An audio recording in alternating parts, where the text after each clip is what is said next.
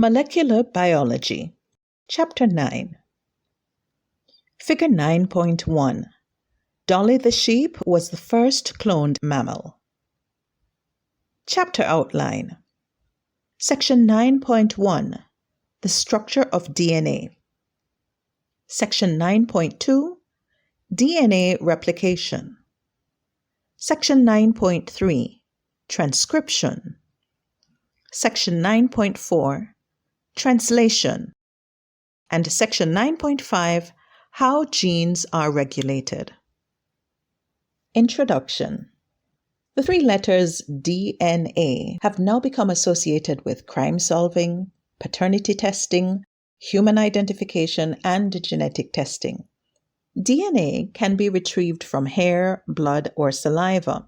With the exception of identical twins, each person's DNA is unique, and it is possible to detect differences between human beings on the basis of their unique DNA sequence. DNA analysis has many practical applications beyond forensic and paternity testing.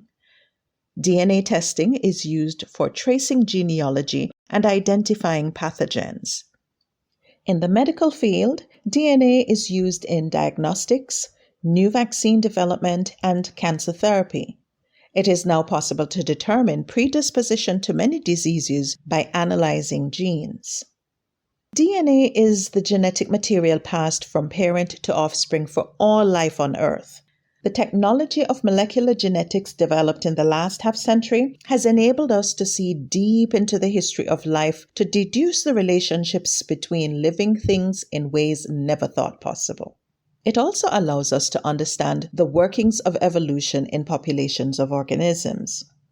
Over 1,000 species have had their entire genome sequenced, and there have been thousands of individual human genome sequences completed. These sequences will allow us to understand human disease and the relationship of humans to the rest of the tree of life. Finally, molecular genetics techniques have revolutionized plant and animal breeding for human agricultural needs. All of these advances in biotechnology depended on basic research leading to the discovery of the structure of DNA in 1953, and the research since then that has uncovered the details of DNA replication and the complex process leading to the expression of DNA in the form of proteins in the cell. Welcome back to Concepts of Biology. We'll continue to read Chapter 9, Section 9.1, The Structure of DNA. By the end of this video, you will be able to describe the structure of DNA and describe how eukaryotic and prokaryotic DNA is arranged in the cell. In the 1950s, Francis Crick and James Watson worked together at the University of Cambridge, England, to determine the structure of DNA. Other scientists, such as Linus Pauling and Maurice Wilkins, were also actively exploring this field. Pauling had discovered the secondary structure of proteins using X-ray crystallography. X-ray crystallography is a method for investigating molecular structure by observing the patterns formed by X-rays shot through a crystal of the substance. The patterns give important information about the structure of the molecule of interest. In Wilkins' lab, researcher Rosalind was using X-ray crystallography to understand the structure of DNA. Watson and Crick were able to piece together the puzzle of the DNA molecule using Franklin's data. Watson and Crick also had key pieces of information available from other researchers, such as Chargaff's rules. Chargaff had shown that of the 4 kinds of monomers, or nucleotides, present in a DNA molecule, 2 types were always present in equal amounts, and the remaining 2 types were also always present in equal amounts. This meant that they were always paired in some way. In 1962, James Watson, Francis Crick, and Maurice Wilkins were awarded the Nobel Prize in Medicine for their work in determining the structure of DNA. Figure 9.2. Pioneering scientists, James Watson and Francis Crick, are pictured here with American geneticist Macklin McCarthy. Scientist Rosalind Franklin discovered the X-ray diffraction pattern of DNA, which helped to elucidate its double helix structure. Now, let's consider the structure of the two types of nucleic acids, deoxyribonucleic acid, DNA, and ribonucleic acid, RNA. The building blocks of DNA are nucleotides, which are made up of three parts: a deoxyribose, or 5-carbon sugar, a phosphate group, and a nitrogenous base. There are 4 types of nitrogenous bases in DNA. Adenine, or A, and guanine, G, are double-ringed purines, and cytosine, C, and thymine, T, are smaller single-ringed pyrimidines. The nucleotide is named according to the nitrogenous base it contains. Figure 9.3. Each DNA nucleotide is made up of a sugar, a phosphate group, and a base. Cytosine and thymine are pyrimidines. Guanine and adenine are purines. The phosphate group of one nucleotide bonds covalently with the sugar molecule of the next nucleotide, and so on, forming a long polymer of nucleotide monomers. The sugar-phosphate groups line up in a backbone for each single strand of DNA, and the nucleotide bases stick out from this backbone. The carbon atoms of the 5-carbon sugar are numbered clockwise from the oxygen as 1', 2', 3', 4', and 5'. The phosphate group is attached to the 5' carbon of one nucleotide and the 3' carbon of the next nucleotide. In its natural state, each DNA molecule is actually composed of 2 single strands held together along their length with hydrogen bonds between the bases.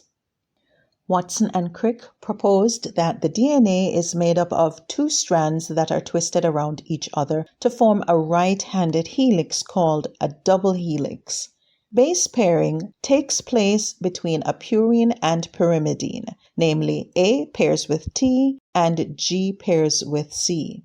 In other words, adenine and thymine are complementary base pairs, and cytosine and guanine are also complementary base pairs.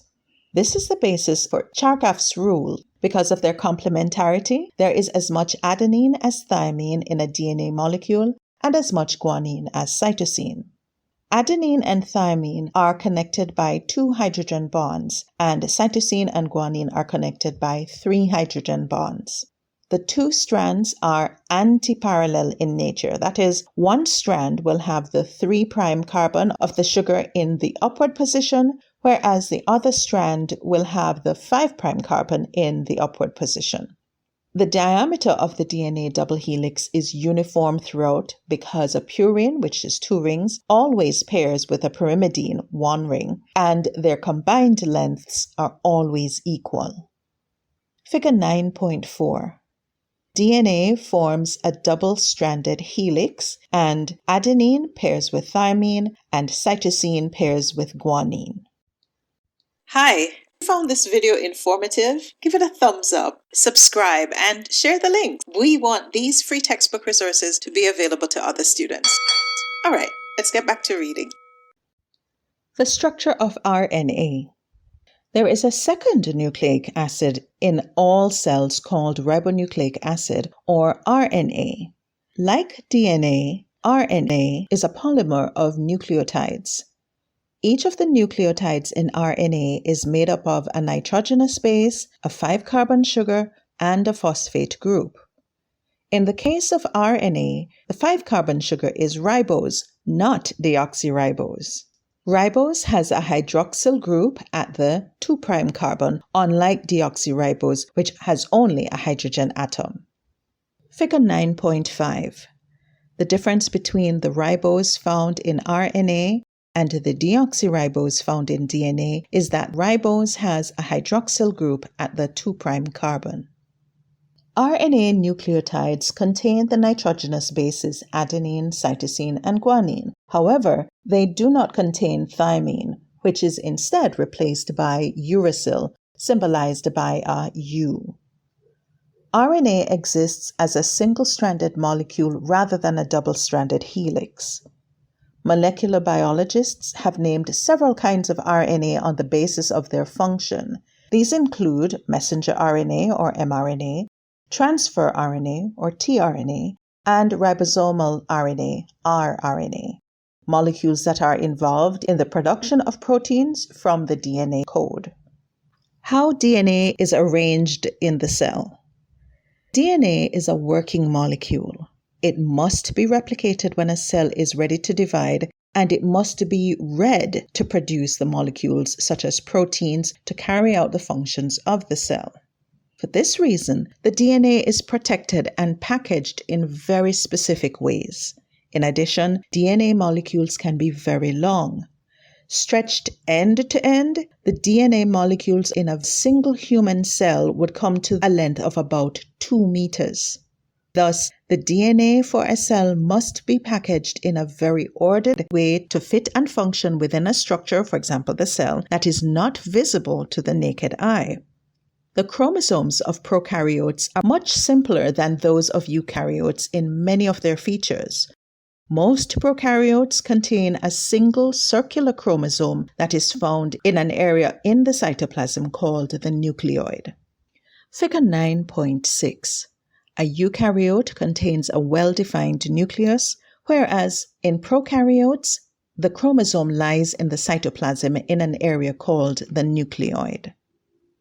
The size of the genome in one of the most well-studied prokaryotes, Escherichia coli, is 4.6 million base pairs, which would extend a distance of about 1.6 millimeters if stretched out. So how does this fit inside a small bacterial cell? The DNA is twisted beyond the double helix in what is known as supercoiling. Some proteins are known to be involved in the supercoiling. Other proteins and enzymes help in maintaining the supercoiled structure.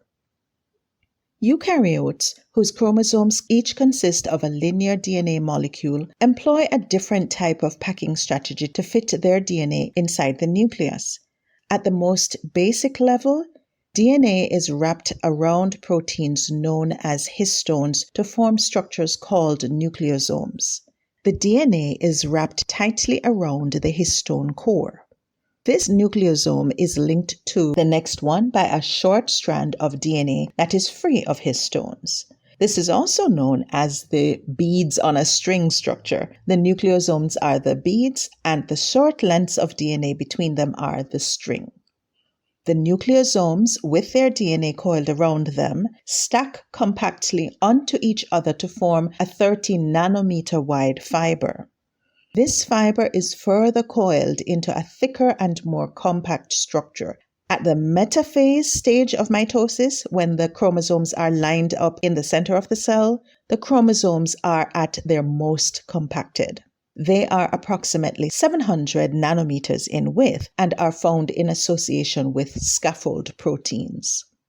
In interphase, the phase of the cell cycle between mitoses at which the chromosomes are decondensed, eukaryotic chromosomes have 2 distinct regions that can be distinguished by staining.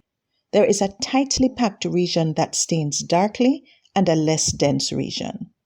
The darkly staining regions usually contain genes that are not active and are found in the regions of the centromere and telomeres. The lightly staining regions usually contain genes that are active, with DNA packaged around nucleosomes but not further compacted. Figure 9.7. These figures illustrate the compaction of the eukaryotic chromosome. This is the end of section 9.1, the structure of DNA. In our next video, we'll read section 9.2, DNA replication.